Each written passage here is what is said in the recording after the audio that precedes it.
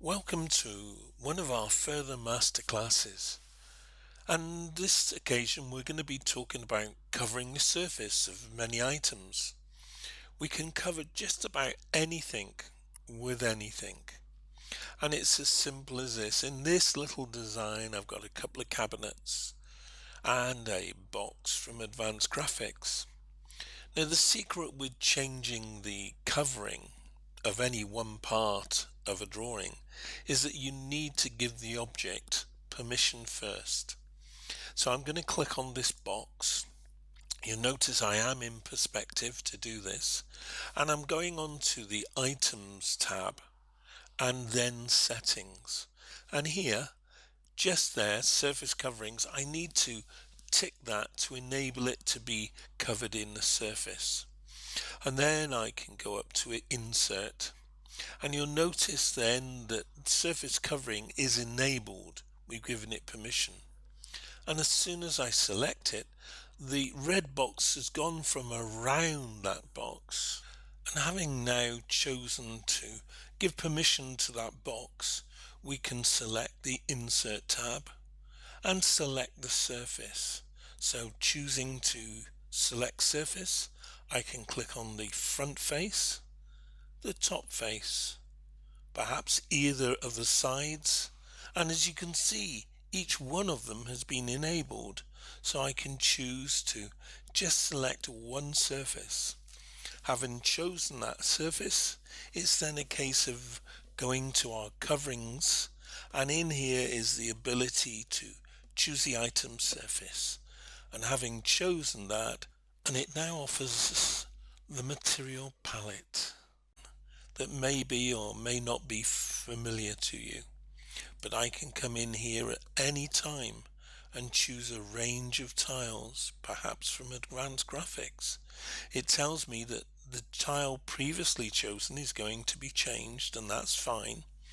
I need to add to that, and in here there are a number, because we are choosing the flooring, floor tiling, wood colors, anything that we would want it to be. Perhaps I might go in there and choose some herringbone flooring. There's my herringbone, and I can say OK, and it tells me that it was scanned in from a meter squared pattern, and there's my pattern. I can confirm that's my choice, and you can see that surface now being rendered.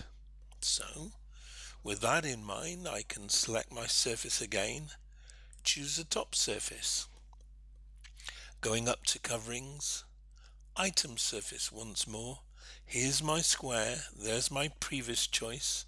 I can delete it, I can add to it, and further I can come in here and now ignore the selection of tiles and floors, but to suggest that I could manage my own surfaces, and these surfaces are the one I've already scanned in previously. But I could choose, if I wanted to import an image, just this design, or an image for every design thereafter, or to delete any one of these that have already been selected.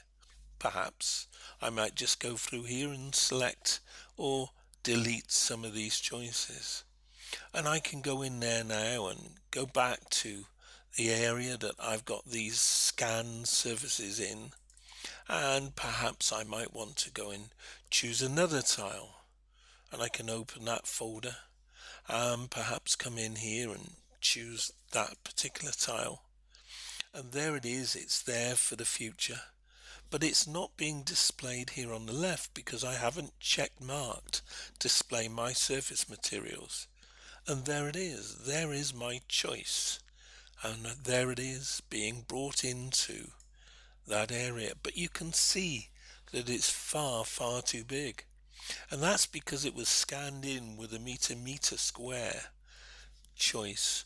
Now if I suppose that these tiles were perhaps 100 mil, I can then choose OK, And you can begin to see now that they are a little bit more of what you might expect.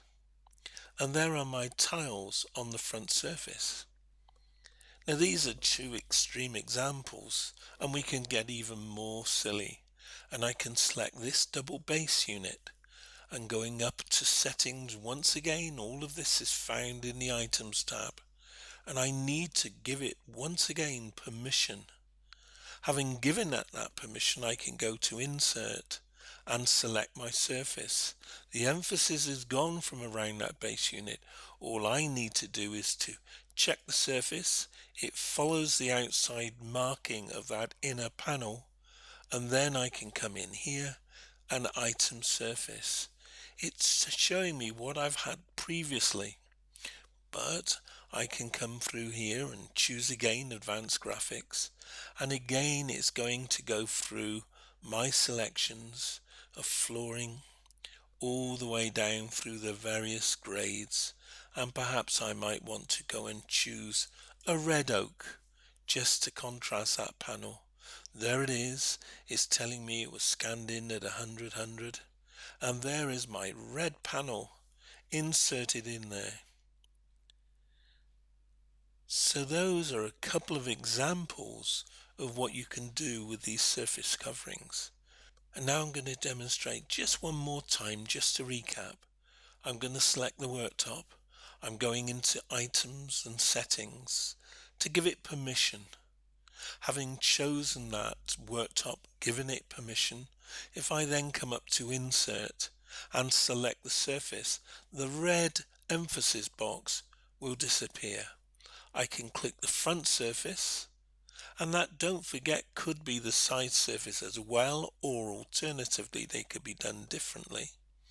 I can check out, and it's offering me that red box once again. I can delete that surface, I can add, and there was my last few choices.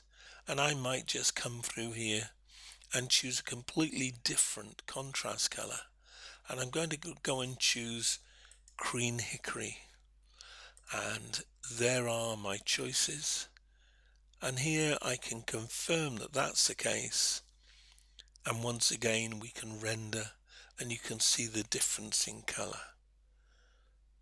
So I hope you've enjoyed this brief explanation about how we can cover the surfaces from one to another very easily. But please remember, there are basic rules. You must give the object permission, and that's found by clicking on a surface and then choosing items and settings, giving it permission. Once you've given it permission, then you can go up and select the surface, whatever surface you choose, and then go and choose the item surface.